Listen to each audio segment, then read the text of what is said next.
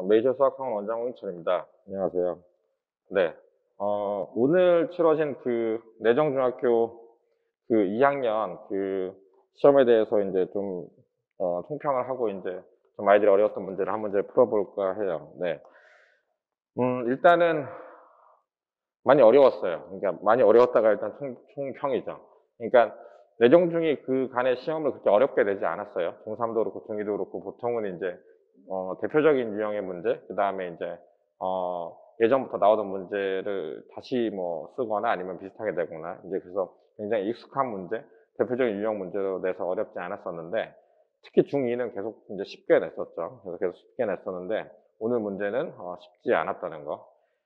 특히나 이제 아이들이 가장 힘들어하는 단원이죠. 도형의 닮음이랑 아이들이 싫어하는 이제 경우의 수 순열을 교과과정상 이제 한 번에 묶어서 내는 바람에 이제 아이들이 시험을 공부할 때도 굉장히 힘들었고 특히나 시험 범위가 너무 많았어요. 내정중이 시험 범위가 보통 저희 중간 기말보다 훨씬 많아서 거의 한 학기치보다 조금 작은 시험 범위를 가지고 있음에도 불구하고 어렵게 냈어요. 보통은 이제 그렇게 범위가 넓으면 대표적인 유형 문제로 쉽게 낸다는 게 보통 해서 저도 이제 오늘 설명회 하면서도 쉽게 나올 거다라고 얘기를 했는데 아이들이 나오는데 표정이 안 좋더라고요.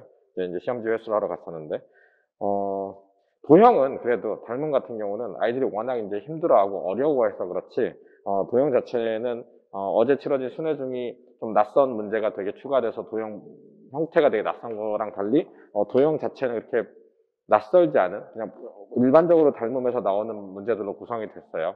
다만 이제 이게 범위가 넓다 보니 애들이 이제 연습을 많이 반복을 못 하고 들어갔고 그 다음에 이제 계산 자체가 좀 복잡해서 시간이 부족했을 거란 생각이 좀 들어요. 그래서 체감 난이도는 쉽진 않았을 거고 경우의 수 말고 확률 같은 경우는 확률은 굉장히 기본적인 것만 알면 된다라고 보통 이제 학교에서 이번에 얘기가 나와서 저희 같은 경우도 경우의 수는 많이 하고 확률 같은 경우는 어려운 문제보다는 이제 확률의 정의랑 기본적인 거를 좀 많이 가르쳤는데 확률에서 거의 킬러 문제 수준의 어려운 문제가 한두 개 나옴으로써 애들이 그 체감 난이도는 엄청나게 컸을 거라고 생각합니다.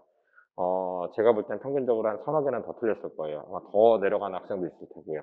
그러니까 어려운 문제를 많이 안 풀고 그 안에 착실하게 준비했던 애들 중에서는 이번에 좀 많이 놀라고 당황했을 거라고 생각합니다.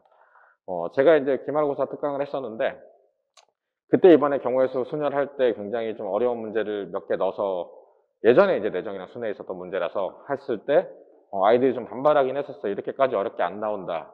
이런 문제 안 나온다고 했던 문제가 나왔어요.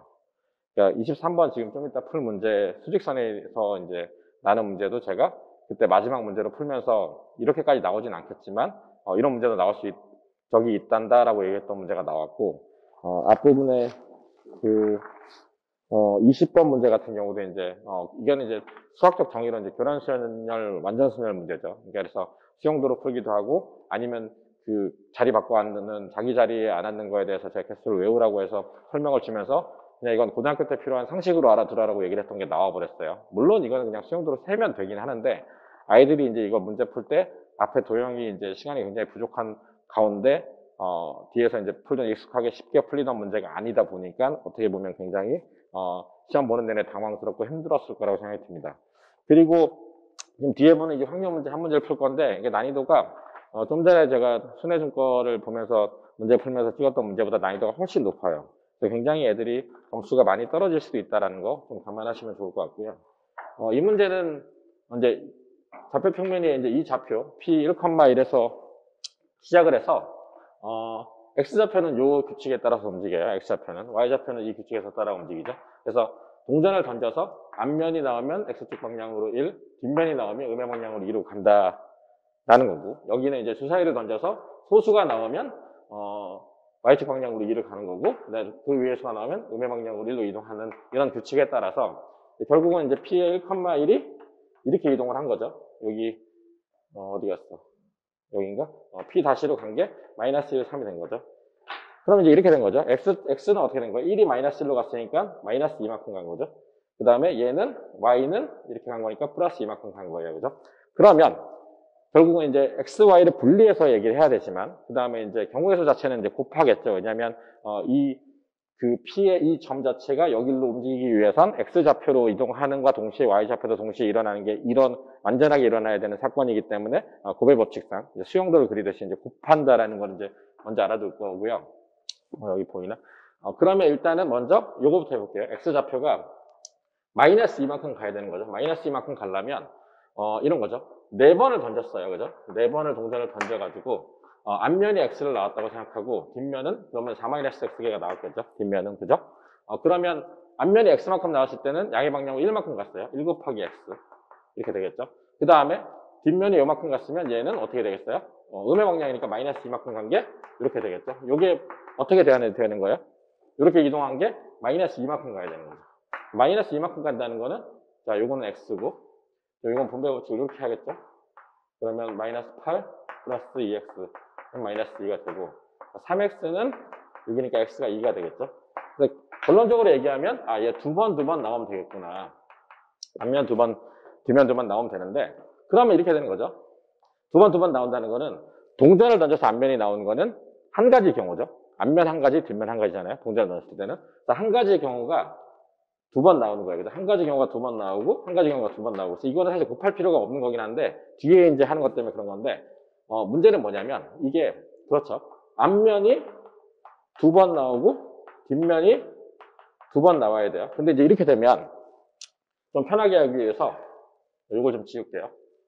자, 결론은 X축으로는 앞면이 두 번 나와야 되는데 그걸 뭐라고 하고 뒷면이 X만큼이라고 하면 뭐 이렇게 나와야 되는 거죠. 앞면, 두면.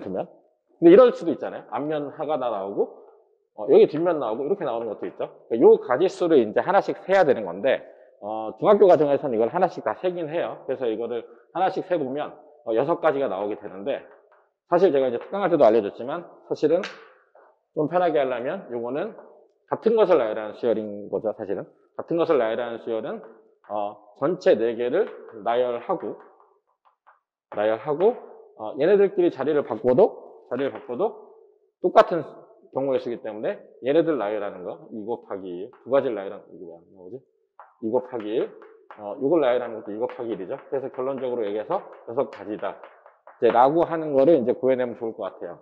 안 되면 이거 하나씩 써서 해도 괜찮아요. 5, XX, 5, XX, 5, XX 5가 여기 가면 5XX, 5X 그 다음에 5XX 이렇게 6개겠죠. 이렇게 세는 방법이 있고 이렇게 바로 구하는 방법이 있다.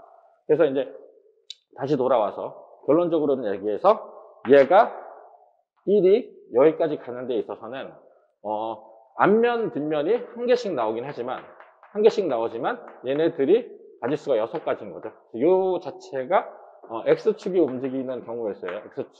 X축이 마이너스 이만큼 가기 위한 경우의 수가 나오는 거죠. 같은 방법으로 Y를 해보면 Y는 어떻게 돼야 돼요? Y는 1에서 3으로 플러스 이만큼 가야 되죠.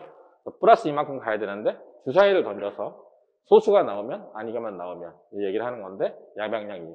자, 그럼 소수가 나온 거를 횟수로 X라고 하고 소수가 안 나온 그 이외를 4-X라고 하면 얘네들이 소수가 나오면 양의 방향을 2로 가니까 2 곱하기 X 이렇게 가는 거죠.